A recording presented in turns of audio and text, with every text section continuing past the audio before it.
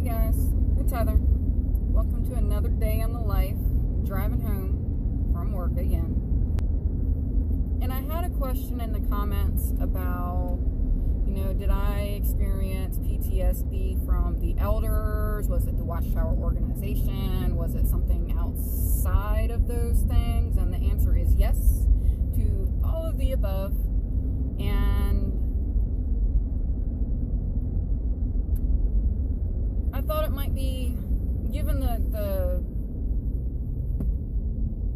drive of the channel, maybe it might be appropriate to share just a bit more.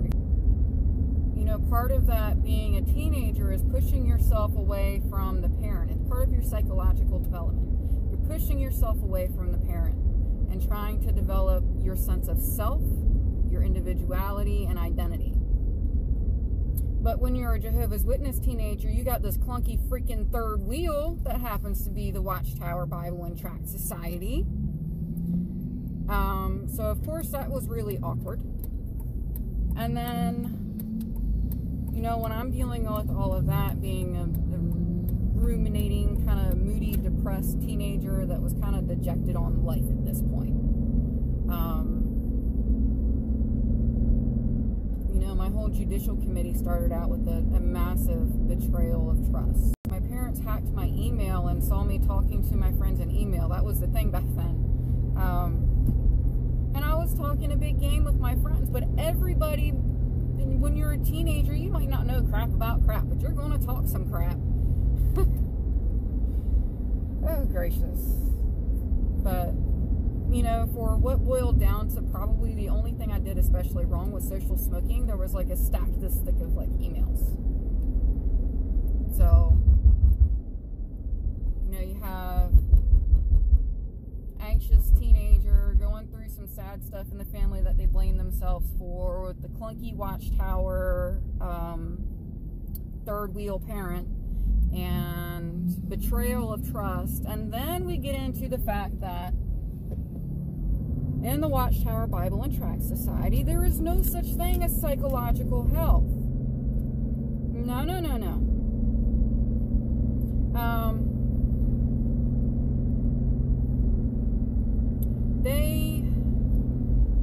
If you're struggling, it's because you don't have enough faith. You're not praying enough. I don't know if you've seen the Cause 5 episode, or episode 5. It's all about how the people were anxious because they didn't pray enough. So you don't have enough faith. You're not praying enough.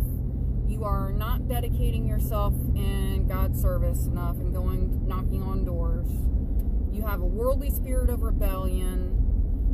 Like, even if you try and commit suicide, it's not like you're at the end of your rope just feeling completely burned out and helpless and hopeless.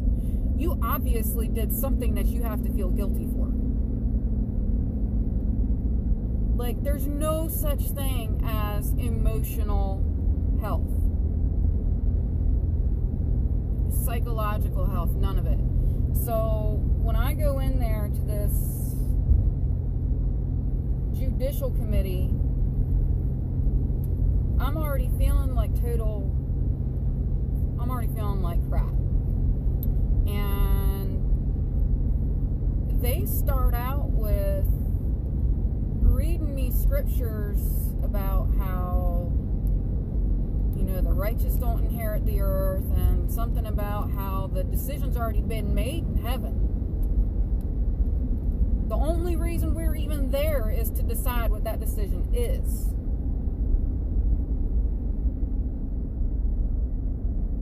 And they need to pray for God's Holy Spirit, because that's what's going to tell them. Now, something stupid. The governing body admits that they're not even inspired, and they make up doctrine for how many million people? Like 8 or 9 at this point? Like, these dimwits in a freaking back room of a Kingdom Hall are going to pray for Holy Spirit on what to do with this poor little lowly, kid that needed a freaking hug. Well, that Holy Spirit just told them to come out like a bunch of thugs with an alley bat to beat the crap out of this poor whipped puppy. Thank you, Holy Spirit.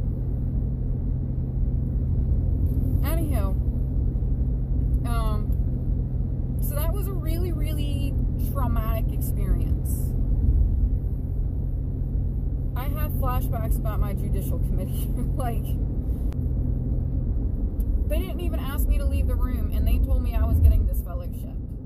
And everything just started to fade to gray.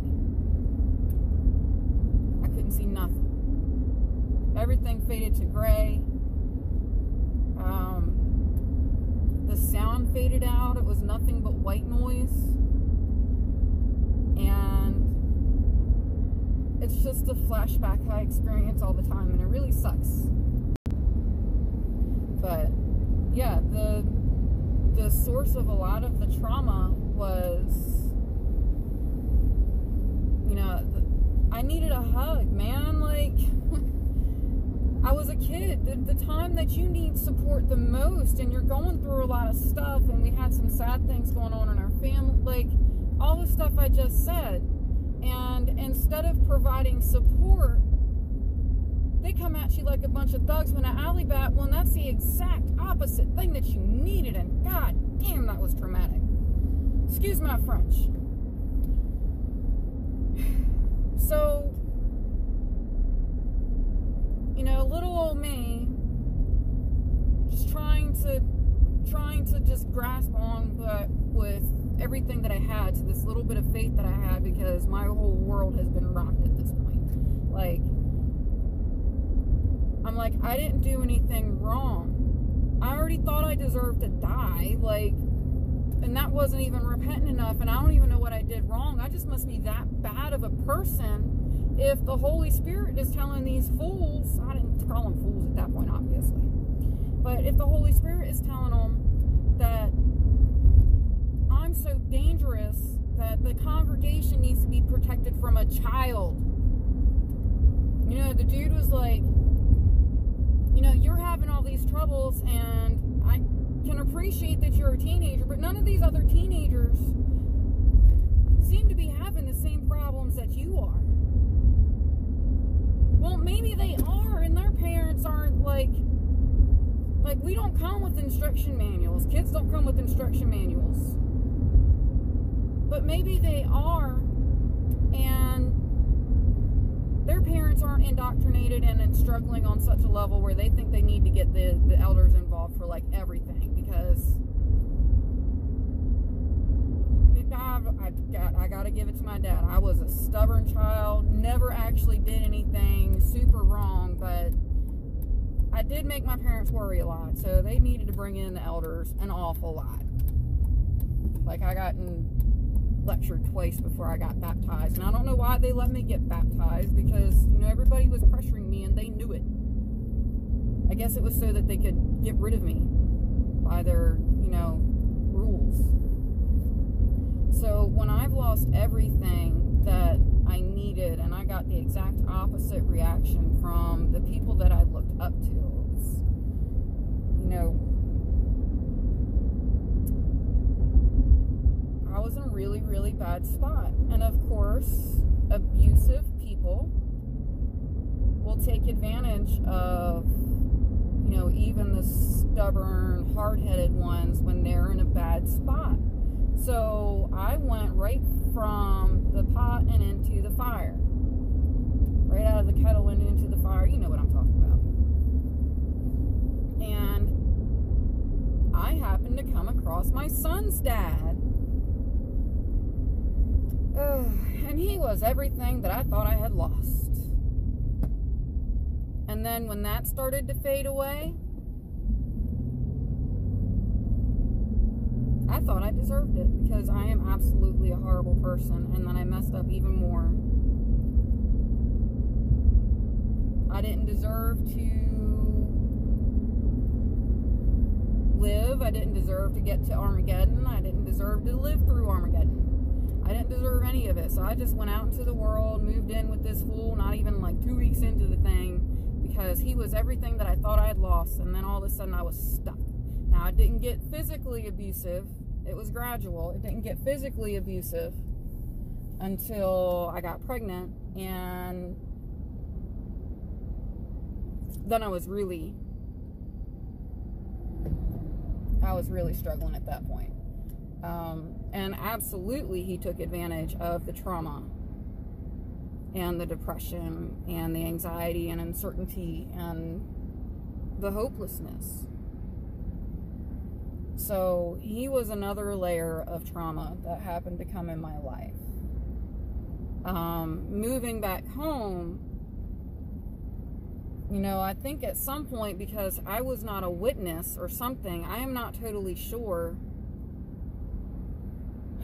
one of my parents or somebody in my family or something was, you know, taking all these notes and stuff on me, trying to come up with the documentation and the journaling that they needed to take my son away. And there was stuff like, you know, the nurse told me at the hospital that kids don't even need to take a bath but like once or twice a week, babies. Like, not many people would go that far, but they don't. But there was just like dumb stuff like that.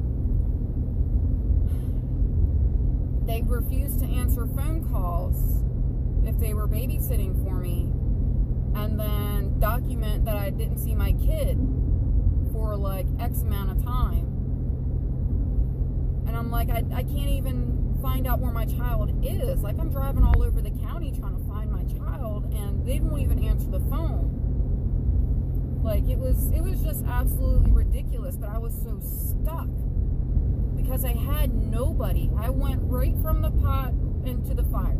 I went right from a social structure that completely turns their back to me to an abusive relationship where when I got out and moved back home, I lost everybody from that relationship, because any relationship I had that he hadn't, you know, predisposition to think I was terrible for like leaving him, he made sure that he got himself in the middle of it and made their lives miserable for having any kind of association with me at all. Bad. Like, I had nobody, and I was stuck dealing with these people who were trying to take my kid. Layer number 3 of trauma. And then there were some lessons that I learned along the way. So, there's a lot going on. I experienced depression and anxiety on different levels from a young age. There's a condition called Raynaud's, and it can be syndrome or phenomenon. Syndrome is when it's associated with something else. You have an illness that causes this symptom as a side effect. And if there's no medical thing associated with it, it's called phenomenon, because it happens and it's just a phenomenon, and you just don't know why. So I had that starting with the age of like 16. And, you know, since I've gotten, you know, professional help, I don't have that anymore. Chronic pain, when stress causes a lot of inflammation in your body. Inflammation is the root of a lot of bad juju for your health. The PTSD, the flashbacks. I didn't experience my first flashback until at least 2 years, like 2 or 3 years after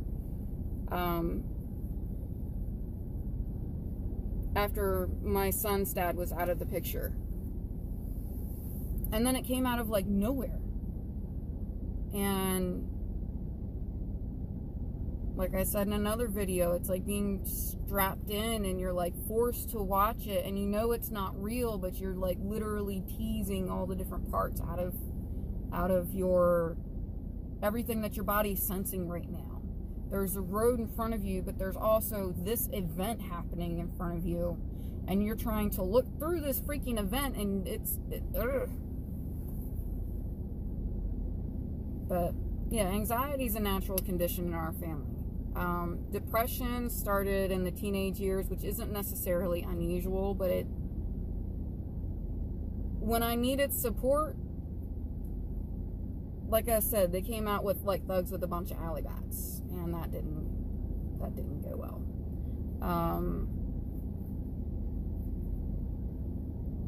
The PTSD, I mean, I was getting to the point with the anxiety level and the flashbacks and the emotional flashbacks more so than anything. The hypervigilance and just being overstimulated so easily, just so much stuff. And it all just kept getting worse and worse and worse until I finally I just sat on the phone one day and called phone number after phone number, trying to find somebody who would accept patients. So, I mean, it's cumulative. It goes over time. There was no real defining point. There's a few defining points that you can attribute things to, but they're in like a journey uphill. They're like the mile markers in that progression.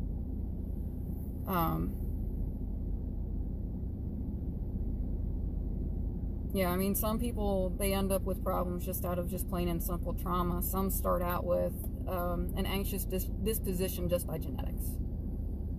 And, you know, some people have both.